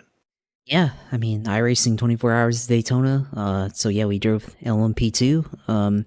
Split 34 out of 43 in the 7 a.m. time slot, so U.S. time slot, and that was 12 p.m. GMT.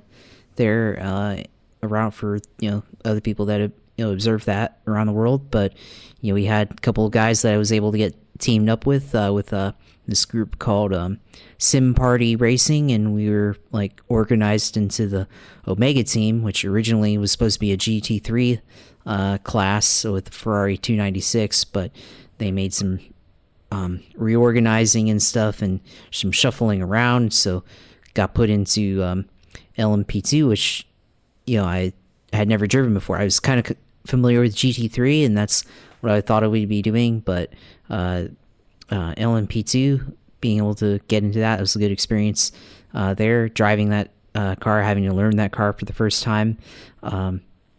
So having to understand how to drive deeper into the corner because it has the downforce and the braking capability. It doesn't have the top speed of a GTP car, but in the acceleration, but it does have the same mid corner handling and some of the braking capability there. So having to learn that car for the past week leading up into that race, yeah, it's definitely an interesting challenge there. So being able to do that was great, and having to go out and learn all that stuff was interesting as well. But then of course the race itself, we started second in class, so we qualified second, and I think we got out to the lead, or we didn't get out to the lead initially, but I think through the first couple of stints we got into the lead. But then when I got in, we were able to maintain the lead for a bit. But my second stint, so I had my first shift in there, I had two stints.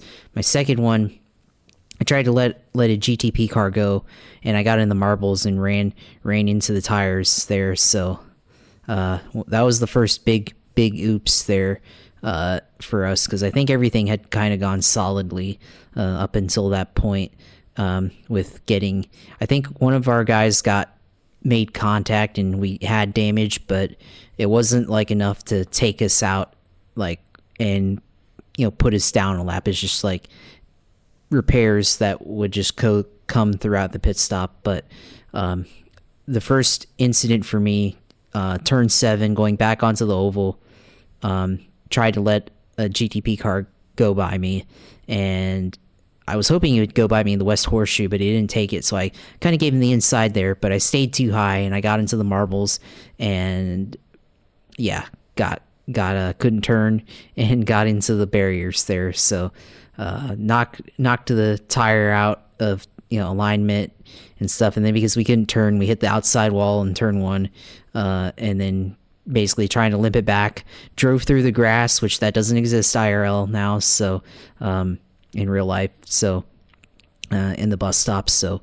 and then got to limped it back to pit road and had 6 minutes of damage, and I was like, man, I can't, we always talk about like, oh, like who's gonna be the one to do this, and I was hoping it wouldn't be me, but then it ended up having to be me, so got through. It's like, okay, well, we wrecked, so it's fine. It's got it off our chest now, and then here we go. So I finished the rest of my stint after the repair, and then handed it off to the next guy on there, and soon the rain came in the game, which that was very interesting. iRacing introducing rain into the game now, and that definitely changed the strategy, and it's like, okay, well, now when do we go on the wets? When do we go back onto the dry?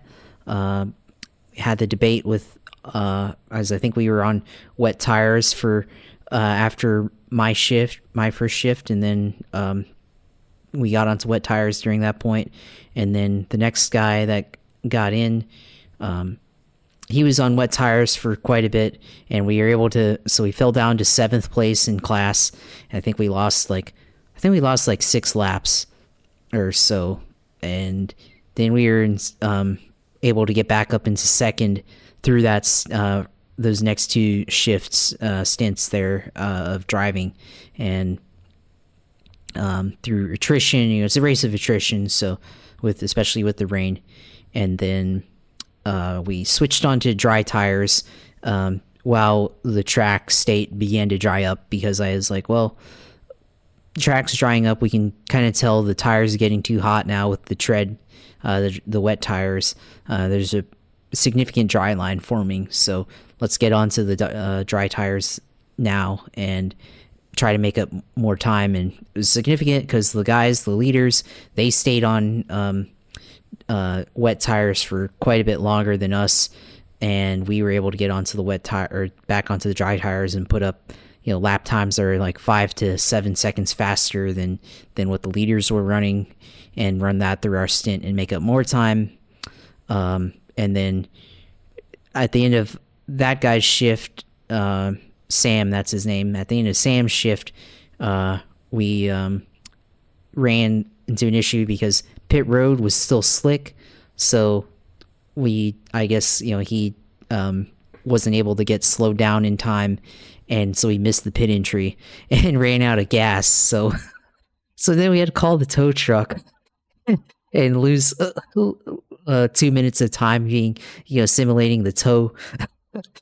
Well, we didn't completely run out of gas, but like it was like, okay, we missed the pit entry and we have like basically like 0.1 gallons of gas left, so we're not going to make it back, so we lose time there. And then the next guy, Tom, he gets in and goes on, and I think he had an issue too, because exiting pit road was also kind of slippery and treacherous, so I think he just hit a wet patch there and slipped, somehow like spun off of the pit exit into the, like, across the entrance to the or the International Horseshoe, and spun into the grass. And I was like, what the hell just happened here? And like, how did that even happen? So he had to take a penalty and drive through pit road there. So still, I think we were in 2nd or 3rd at this point. So had that happen, but we managed to get up into second by that point, and I think we still maintained a gap of like 2 laps or 3 laps down to the leaders at some point there. And then I drove, and my first stint went well for my for that turn, and then the other guy, Joe, he got in and drove for a shift, and then I got back in because it was actually supposed to be a double stint for me, but then we had a miscommunication there, and then he hopped in, and then I hopped back in, and it was looking to be okay because like he did his double stint, and then I went back in for a single stint. It's looking to be okay. I think we are officially a lap and a half down to the leaders, and then again, like I was doing okay in the wet. It's very, very wet throughout that shift, or throughout that stint, and then I had about 5 laps left on fuel, West Horseshoe, trying to get around a GT3 car and get back into the marbles, spin out, and then another LMP2 ran into me. So again, limp it back to the pit road and get more repairs. And at that point, we weren't losing second because we were, I think, 9 laps ahead of second. So, or ahead of third. And so then, from there, 6 minutes of repairs, the next guy hops in to do his turn.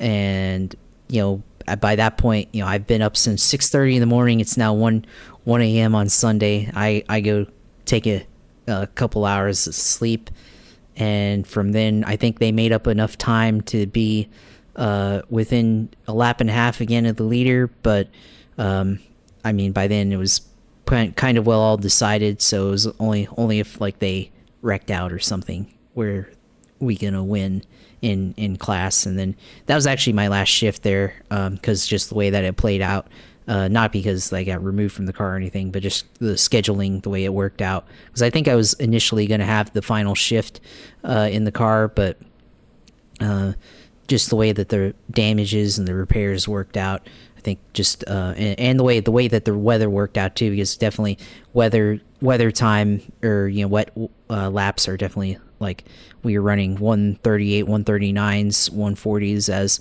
on dry tires. Wet lap times anywhere from 146, 148 to 150, 152 range. So in terms of 1 minute, 40 second laps, 50-second laps. So definitely lengthened some of the stints there with the wet weather racing. So wasn't able to get another shift in, but we all met the fair share requirement for racing there. So yeah, I mean, we definitely had a lot of moments there, and everything, and we were able to secure second. I mean, yeah, I would have liked to have won, but it's definitely very hard to win one of these things. You definitely have to exercise a lot of patience, which I think I found out, especially my second shift, like, probably could have avoided trying to pass on the outside in the wet, offline, against a GT3 car that I knew was slower, because like he had just spun out himself and was kind of off the pace, or at least somebody that had spun and hadn't regained all their pace. I thought I could get around him, and like, why did I have to do that, right? Like, I could have just let him go, or try to keep just pass on the oval, just wait until you get into the oval to get around slower traffic.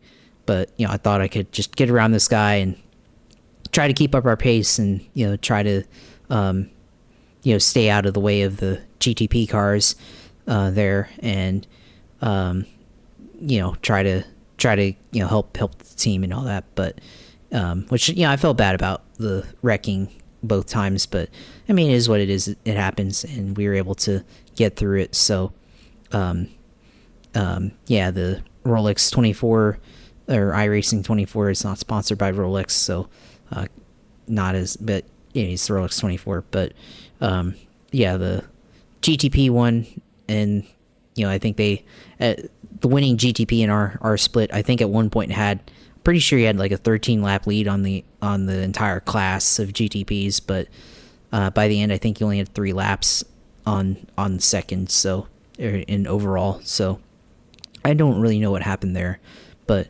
the winner in LMP2, yeah, obviously, yeah, they won, but they were 7th overall. So they 7th overall, and we were 9th overall. So yeah, it's pretty good. Considering all things considered, and the way these things work out. Having to navigate slower traffic in the GT3 cars, and then GTP. Some of those guys race pretty aggressively. They race. They don't care for traffic and all that, and they definitely put a lot of people in bad positions. But do shout out the handful of GTP guys that actually raced with courtesy and waited to make smart decisions and not put LMP2 and GT3 in compromising positions there. So there's definitely some risky moments there with racing around that traffic, but definitely learned a lot in road racing skill and exercising more caution and patience. There's definitely a lot of difference from NASCAR and oval racing to road racing, and I think I definitely learned a lot that probably could help me improve in the road racing craft. I think I've always approached it with racing just trying to finish as high as possible and try to put as many best laps together as possible, when really you have to exercise caution, you have to exercise patience, and it's not always about just like trying to put the best hot lap every lap in some of these shorter stint races, but to just race smarter and have better racecraft that way. So I understand it in an oval, but road racing haven't quite put it together yet on there. So that was the 24, and hopefully I'll be able to do it again and everything next year, and hopefully calendar schedule wise be able to do that. But yeah, definitely looking forward to working with my teammates again next year, and hopefully we are able to band together and hopefully make a run. And you can call me, maybe next year you can call me the iRacing 24-hour Daytona winner in addition to the Indy 500. So yeah, we'll see. Hey, it's something to aim for now. Now you're getting more experience in the road racing. I'll keep mine short. I raced in my first week of the Apex One league. Of course, I'm rank amateur. Never did iRacing until the week before. Driving in Oran Park this first week was at Okayama Circuit, the old AIDA, what was once called AIDA Circuit, where Formula One raced in 94 and 95. Track hasn't changed really, but driving the BMW M2 was got no practice, then crashed on my qualifying, coming to the line for the first hot lap, and then I wrecked. So that meant I started in the back of the heat race. So I was literally doing my practice in the heat race. A bunch of people ran over each other, got third there. So then I started third, was getting run into during the pace, like the warm-up lap. Then I was trying to catch up and then crashed into somebody. And then somebody else went and like completely destroyed a car initially. Then when the race started, I kind of backed off early, and then two guys ran me over. So then I had to bring my car in, had to do the damage repair. Went a lap down with that, but I came out of the pits, ended up being behind the leader, who led the majority of the race before he wiped himself out.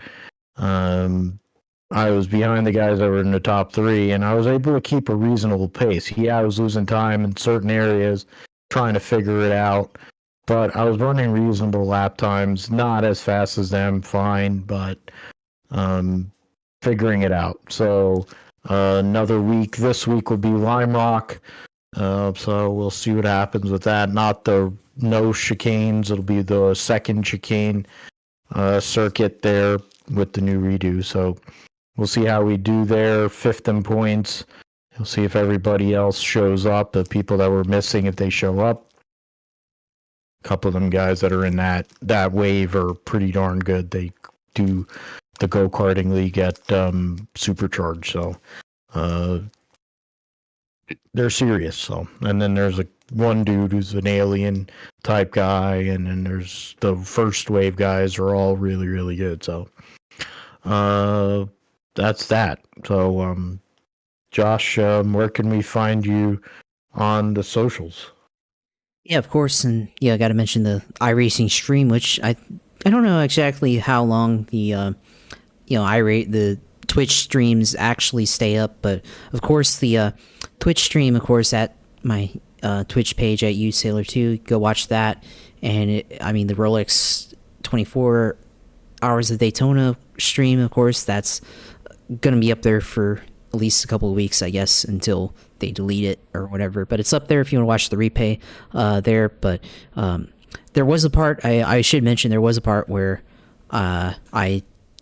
the iRacing sim crashed on me, and then I was still in chat with my teammates, but the sim crashed, and then I reopened it, and I was like, well, I want to try to get a little bit more comfortable in the middle of this, so I actually opened an offline session for about one stint, or I don't know, about an hour, where I just did some offline testing in the middle of it to try to get a little bit more comfortable, because I hadn't actually had a warm up. That was the other part. Everybody else kind of had a warm up, and I was still kind of relying on my practice from the day before, but wanted to try to kind of get the nerves out of the way by hot lapping myself offline. So I did that for like 45 minutes or so to an hour during the event. So if you do watch that and you notice it cuts away to something else and it looks like I'm just on the track by my own, that's what that is. So that's there. So yeah, that's that stream is there. It's a full 24 hours of Daytona on there, and so go on there and watch that, of course, and all my other sim racing stuff there. So yeah, and then of course Twitter page at JP Huffine, go on there, and maybe we'll be posting some photos, of course, as we go through the Rolex 24 this weekend here in Daytona. So got that, and then of course our YouTube page at Grip Show Podcast, which will have this uploaded there, and go and watch that, and watch all our episodes, which of course the draw, of course, right now is this wrestling belt trophy for the fantasy league, which Phil, we got to show the league and show that this thing is in your hands, of course, now that the fantasy season is now over. So yes. Yes, the trophy. Maybe next year it'll be on the other side, on this side of the camera. So we'll see how that goes. But yeah, that's where you can find me. As always, thank you for everything you do, man, and for all your great driving ability and also all the great takes that you provide on the show, brother. For me, you can find me at PGMGSP28 on Instagram. You can find me at PGMatthew28 on Twitter. And then on Blue Sky at PGMGSP28. You can find me PhilipGMatthew.com on WordPress for the my YouTube page where the audio goes for the show. And yeah, we will be back. I'll be a man, I'll be 40, and we'll talk about the Rolex 24 next week. Rally Monte Carlo, who made the Super Bowl, and because the Clash will be up next week, so we're actually going to have at least, well, not a full season preview, but at least a Clash preview